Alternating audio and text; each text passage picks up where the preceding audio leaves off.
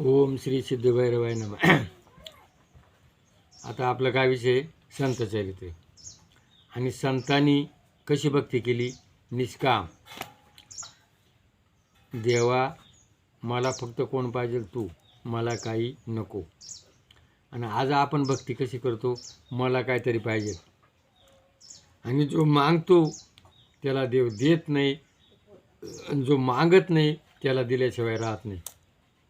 तीच आपल्याला आपला जो कुळदैवत सिद्धभैरवनाथ आहे याची भक्ती तशीच करायची.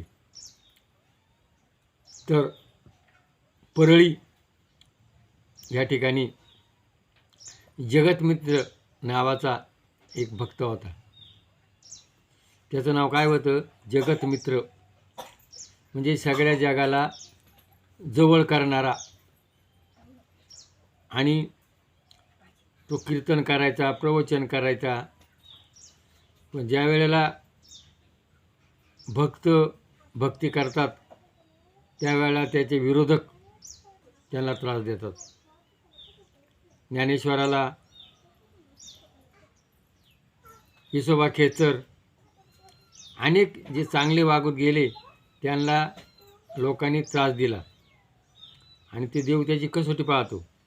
तसा हा जगतमित्र संत होता. याला हा कीर्तन करायचा, प्रवचन करायचा, लोकांना चांगलं सांगायचा. पण वाईट वृत्तीचे जे लोक आहे त्यांना ते पावत नव्हतं. आणि तो, त्याचे मुलं आणि त्याची बायको रात्री झोपले असताना ते जे विरोधक होते ना त्यांनी ती झोपडी पेटून दिली. बघा, झोपडी पेटल्यानंतर आता सगळे लोक गोळा झाले आणि आता काय खराब झाले, कोणी राहणार नाही. पण भगवंताची कृपा, सकाळची जाऊन पाहतात तर ते कुटुंबातले तेवढे माणसं, मुलं, त्याची बायको, तो तसलीमताच होता. त्यांना काही एक झालं नाही. म्हणतात ना, देव तारी त्याला कोण मारी. मागच्या याच्यात सांगितलं ते कुंभाराच्या याच्यामध्ये 3 दिवस भट्टी पेटत होती तरी मांजराचे पिलं त्याच्यामध्ये जिवंत होते. लक्षग्रहामध्ये पांडव सुखरूप होते, तसा तो, त्याचे मुलं आणि तो सुखरूप होता. आणि मग लोकांना आनंद झाला.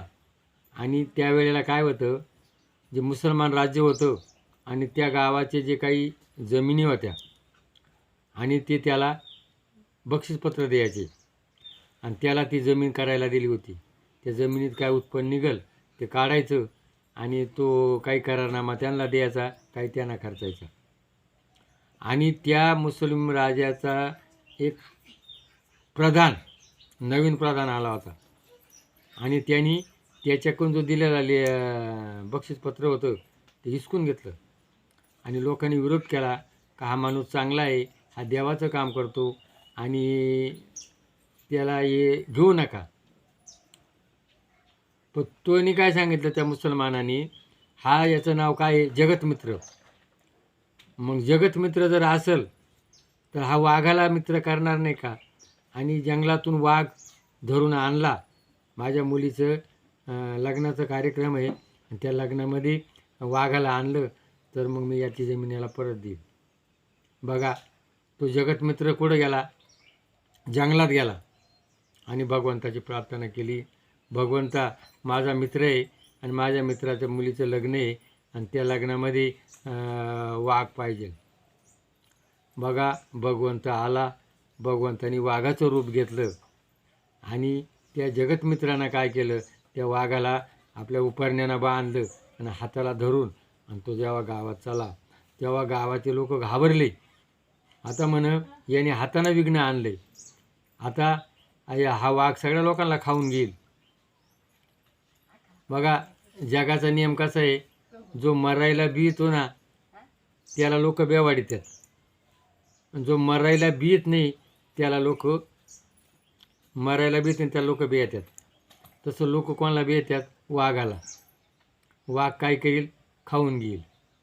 प्रत्येकाला भीती कायची, मरणाची भीती. आणि मग आता ते लोक लागले त्या शिव्या द्यायला त्या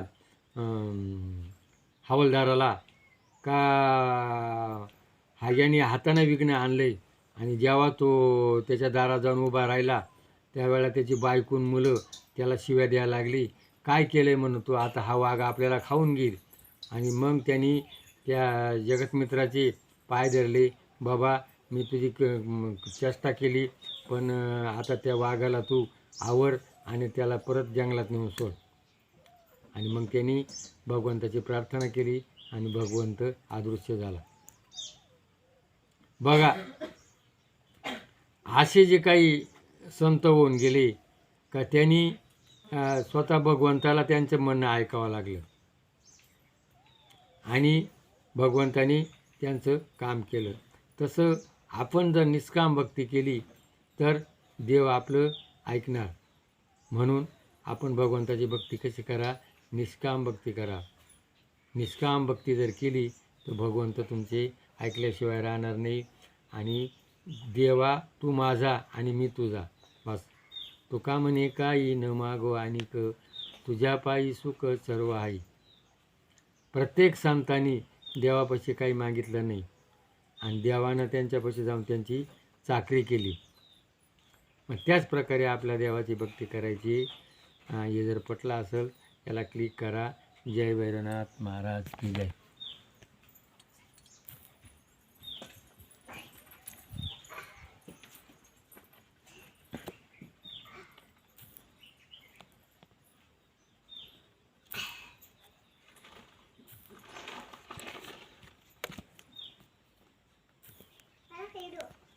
Cara, querido.